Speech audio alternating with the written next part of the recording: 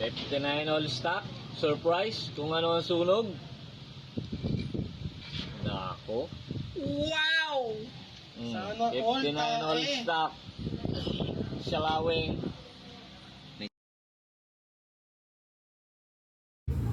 Yun o. RS8. Ayan o. Drive base at pulley ng RS8 mga boss.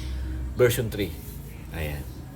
Iri-iri angle ko po ito. I-modify ko. Ayan. Kasi kung mapapansin nyo yung pace ng kanyang drive pace, malalim na yung kanal.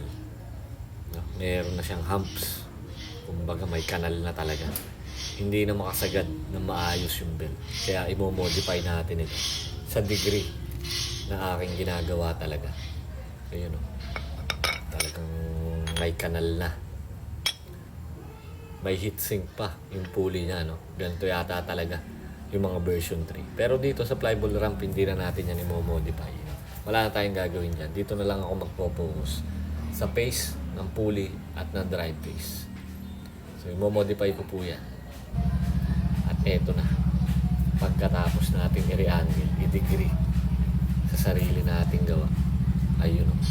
So, syempre, kagaya pa rin nung dati, gumagawa tayo ng built-in washer. Ayan. Wala namang special dyan, no? Pare-parehas naman yung aking mga gawa. Ayan, RS8 version 3. So, tara. Testingin natin kung ano magiging performance nito pag nakakasana. At ayan na nga, umaandar na, mga boss, yung NMAX V1 na pinagkabitan natin ng RS8. Ayan.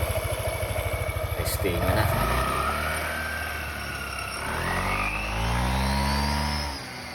Wow! Apaw na apaw ang belt, mga boss. Sagad na sagad, oh. Talaga namang nag-uumapaw sa ibabaw ng pulley at ng drive pace yung belt. Sa torque drive naman, ayan, medyo nakaangat ng konti. No? Stock lang po ang torque drive niyan, mga boss. Wala tayong ginalaw dyan. Minodify lang natin talaga yung pace ng pulley at ng drive pace para magbago yung attitude ng motor ni boss. Ayan, oh, kitang-kita mo naman na talagang kinain lahat. Sumagad. Sa torque drive, sumampa rin ng bahagya. May mga nirefresh pa tayo, no? Na makina. Dahil natuyuan ng langis. Butas ang airbox, kaya grabe ang dumi ng kanyang air filter. Basa-basa. Marami rin tayong ginruba na bell ngayong araw, kaya sobrang busy po talaga. Maraming salamat po, mga bossing. Ito, yung natuyuan ng langis, Solay 125, no? Kaya automatic, palit black set po yan. Nilinis na rin natin yung kanyang airbox. Ayan, pati yung gear oil, talagang nagkulay kape. Yun, no? Sobrang dumi niyan kanina, mga boss. So, palit bagong air filter talaga yan. Automatic. May mga humabol pa na ginroban natin.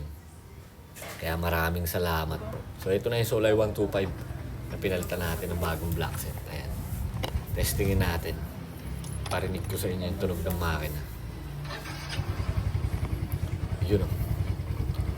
Umaandar na ulit. So, syempre, break-in yan. Kasabay niyan, tapos na rin yung motor ng aking tropa na iniwan din dito. So, ready na ito i-release from Pila, Laguna. Thank you, boss. Yun. Condition na ulit. Ito naman walang issue as in maintenance lang talaga ito. Pag-press ko.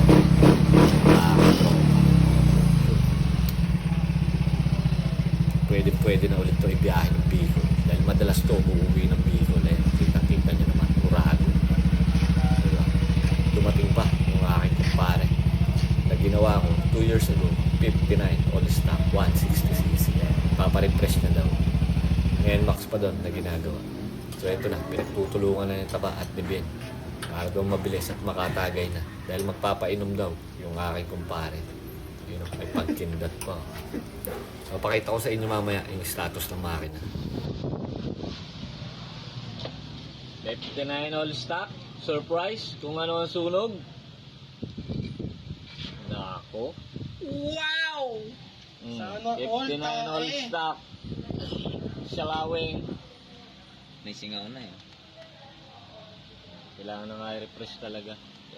Shalawing. Motor. Sana all. Papakita natin yung block. Kung ano yung block niya. Kita mo dito eh. From bar. Pwede ito, Crumbor. So, syempre, tsamba lang ang baon mga boss. At yung loob ng makina niya, tingnan nyo naman kung gaano kalinis. No, kahit kargado, yan. Maputi pa rin.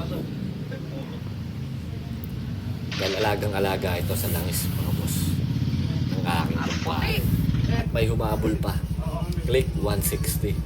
Nabudol ng mekaniko. Original daw, pero peke po yung belt na yan. Sobrang lambot ng belt. Ilang araw pa lang to? Isang buwan. Wala pa nga. Wala po ba? Hindi, isang buwan na yan. Yan na yan. 196 So ingat kayo mga boss no, sa pagbili ng belt. Siguraduhin yung original, dapat po matigas. Pag malambot po yung binebenta sa inyong belt, local po yun. Ito mapuputol na agad. Isang buwan pa lang ginagamit. No?